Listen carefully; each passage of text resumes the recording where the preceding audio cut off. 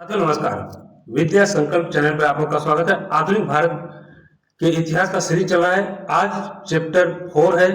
इसका पहला वीडियो अंग्रेजों के मैसूर से संबंध के बारे में एमसीक्यू स्ट्रेटेजी के देखेंगे, जो सभी परीक्षाओं काफी उपयोगी है। आइए प्रारंभ करते हैं। देखिए पहला प्रश्न है, विजयनगर साम्राज्य के पतन के बाद तालीकोटा के युद्ध यानी 1565 के पश्चात मैसूर में किस हिंदू राजवंश की स्थापना हुई थी? यह हुआ था वाडियार राजवंश। देखिए विजयनगर के खंडहरों पर वेंकट द्वितीय के समय 1612 ईस्वी में राजा वाडियार ने मैसूर राज्य की नींव रखी। चलते आगे। अगला प्रश्न है, 8वीं शताब्दी के मध्य में मैसूर के वाडियार शासक। तो अगला प्रश्न है, 18वीं शताब्दी के मध्य में मैसूर के वाडियार शासक चिक कृष्णराज के समय वास्तविक सत्ता किन दो भाइयों के मंत्रियों के हाथों में केंद्रित था? ये है देवराज और नंदराज। देखिए देवराज और नंदराज सर्वाधिक, देखिए इन दोनों के हाथ में मैसूर का वास्तविक सत्ता था। देवराज सेनापति था और नंदराज वित्त मंत्री था। चलते आगे। अगला प्रश्न है, हैदर अली ने अपने सैन्य जीवन की शुरुआत मैसूर सेना की किस साधारण पद से किया था? तो वह किया था घुड़सवारी सैनिक से। देखिए हैदर अली 1721 ईस्वी में जन्मा और उसने नंदराज की सेना में एक साधारण सैनिक के रूप में अपना करियर शुरू किया था। चलते आगे। अगला प्रश्न है, 1755 ईस्वी में हैदर अली ने फ्रांसीसियों की मदद से मैसूर के किस स्थान पर एक आधुनिक शस्त्रागार की स्थापना की गई थी? ये है ऑप्शन बी सही होगा, डिंडुगुल। देखिए हैदर अली ने डिंडुगुल का फौजदार बनते ही फ्रांसीसी विशेषज्ञों की मदद से आधुनिक तर्ज पे तोपखाना और बारूद खाना का स्थापना किया था। चलते आगे। अगला प्रश्न, हैदर अली ने किस वर्ष मैसूर के प्रधानमंत्री नंदराज को अपदस्थ यानी उसके पद से हटा करके मैसूर की सत्ता पर अधिकार कर लिया और नवाब बन गया? ये है ऑप्शन बी सही है। देखिए 1761 ईस्वी में 1761 ईस्वी तक हैदर अली ने मैसूर की आंतरिक साजिशों और खांडेराव के विद्रोह को दबाकर राज्य की बागडोर अपने हाथों में ले लिया था। चलते आगे। अगला प्रश्न है, हैदर अली ने जब बेदनूर पर विजय प्राप्त की तो उसने उसका नाम बदलकर क्या रख दिया था? तो उसका नाम बदल कर रख दिया था हैदर नगर। देखिए बेदनूर की समृद्ध जीत के बाद हैदर अली को अकूत धन मिला, जिसके बाद उसने इसका नाम हैदर नगर रखा। चलते आगे। अगला प्रश्न है, सत्ता संभालने के बाद हैदर अली को सबसे पहले किस क्षेत्रीय शक्ति से निरंतर आक्रमणों का सामना करना पड़ा और भारी हर्जाना चौथ देना पड़ा? ये थे मराठा। देखिए मराठा पेशवा माधवराव ने 1764 से 1766 और 1771 में हैदर अली को बुरी तरीके से पराजित किया और मैसूर के कई हिस्से को कब्जा कर लिया था उस पर। चलते आगे। अगला प्रश्न है, हैदर अली द्वारा जारी किए गए सोने और तांबे के सिक्कों पर किस हिंदू देवी देवताओं की आकृतियां अंकित थी जो उसकी धार्मिक सहिष्णुता को दर्शाती थी? ये था शिव पार्वती और विष्णु की। देखिए हैदर अली के सिक्कों पर, जिसे पैगोडा कहते थे, पैगोडा शैली में हैदर अली के सिक्कों पर पैगोडा शैली में शिव पार्वती या भगवान विष्णु की मूर्तियां और देवनागरी लिपि ये सब अंकित रहते थे। चलते आगे। अगला प्रश्न है, प्रथम आंग्ल मैसूर युद्ध की शुरुआत में अंग्रेजों ने हैदर अली के खिलाफ किन शक्तियों को मिलाकर एक त्रिगुट गठन का स्थापना किया या बनाया था? ये था मराठा और निजाम का। ऑप्शन बी सही होगा। देखिए जोसेफ स्मिथ के नेतृत्व में अंग्रेजों ने निजाम और मराठा को हैदर अली के खिलाफ अपने पाले में कर लिया था। चलते आगे। अगला प्रश्न है, हैदर अली ने अपनी बेहतरीन कूटनीति का परिचय देते हुए अंग्रेजों के बनाए त्रिगुट को कैसे भंग कर दिया था? ये कर दिया था मराठों को धन देकर और निजाम को प्रदेश देने का लालच देकर। देखिए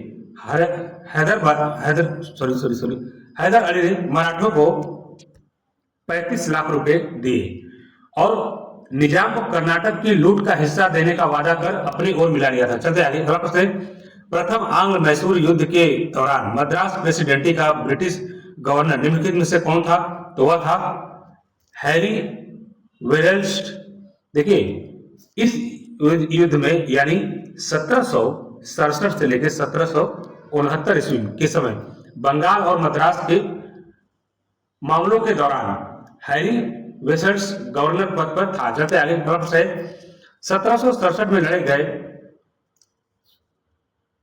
चगामा बैटल ऑफ चगामा और त्रिनोमाली के युद्ध में ब्रिटिश सेना का नेतृत्व किसने किया था? यह किया था कर्नल जोसेफ स्मिथ। देखिए कर्नल जोसेफ स्मिथ ने शुरुआती लड़ाइयों में संयुक्त मैसूर निजाम की सेना का सामना किया था। चलते आगे अगला प्रश्न है, प्रथम आंग्ल मैसूर युद्ध के अंतिम चरण में हैदर अली ने अंग्रेजों को चौंकाते हुए अचानक कहां घेराबंदी कर दी थी, जिससे अंग्रेज आत्मसमर्पण के लिए मजबूर हुए थे।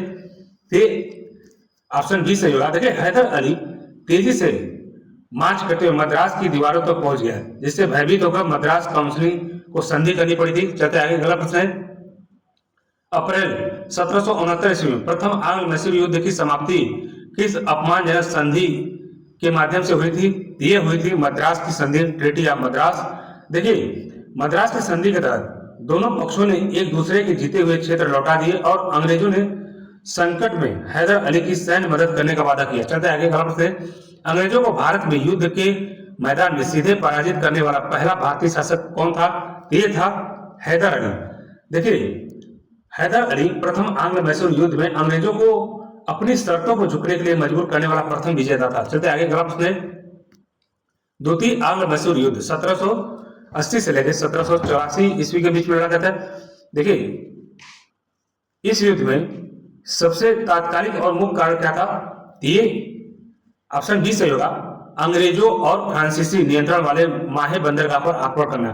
देखिए माहे हैदर अली के संरक्षण में था और मैसूर के लिए फ्रांसीसी हथियार की आपूर्ति का मुख्य मार्ग था। अंग्रेजों ने इस पर कब्जा कर हैदर अली को चुनौती दी थी। चलते आगे अगला प्रश्न है, 1771 ईस्वी में जब मराठों ने हैदर अली पर आक्रमण किया तो अंग्रेजों ने मद्रास की संधि के वादे के बावजूद मैसूर की कोई मदद नहीं की। अंग्रेजों के इस विश्वासघात को किस युद्ध की पृष्ठभूमि माना जाता है? ये माना जाता है द्वितीय आंग्ल मैसूर युद्ध की। देखिए अंग्रेजों के इस धोखे के कारण हैदर अली उनके पूर्ण खिलाफ हो गया और सही मौके का इंतजार करने लगा। चलते आगे अगला प्रश्न है, द्वितीय आंग्ल मैसूर युद्ध के समय भारत यानी बंगाल का गवर्नर जनरल निम्नलिखित में से कौन था? तो यह था लॉर्ड हेस्टिंग्स। पूरे द्वितीय युद्ध के दौरान भारत का कमान वारेन हेस्टिंग ने ही संभाला था। चलते आगे अगला प्रश्न है, 1780 में पोलीलूम के युद्ध यानी बैटल ऑफ पोलीलूम में हैदर अली और टीपू सुल्तान ने किस ब्रिटिश जनरल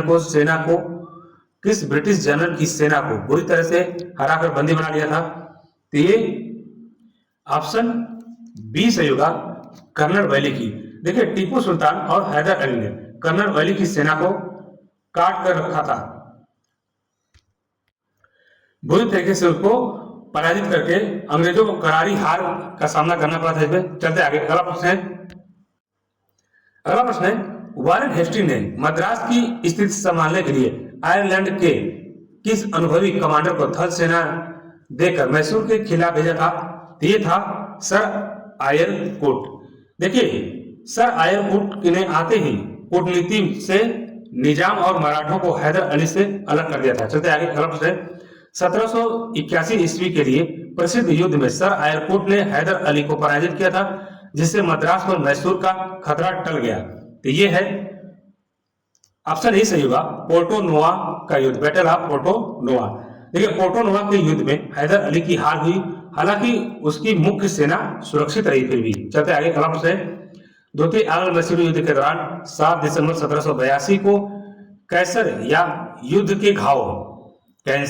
के घाव के कारण किस मैसूर शासक की मृत्यु हो गई? ये है हैदर अली।